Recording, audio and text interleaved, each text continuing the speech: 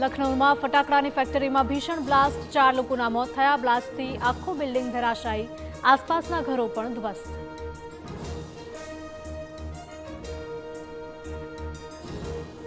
સતત વરસતા વરસાદથી રાજ્યના અનેક ડેમમાં નવા નીર। ઉકાઈ ડેમના 9 તો કડાણા ડેમના 6 ગેટ ખોલાયા, તો નદીઓ અને ધોધ છલકાતા જોવા મળ્યો મનમોહક નજારો।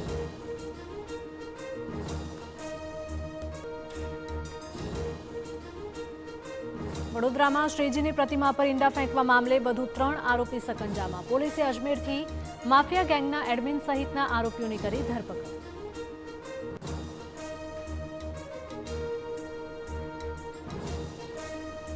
અંકલેશ્વરની હોસ્પિટલમાં દર્દીના મોત બાદ બબાલ થઈ, પરિવારજનોએ મચાવ્યો હોબાળો। તબીબોની બેદરકારીથી મોત થયું હોવાનો આક્ષેપ।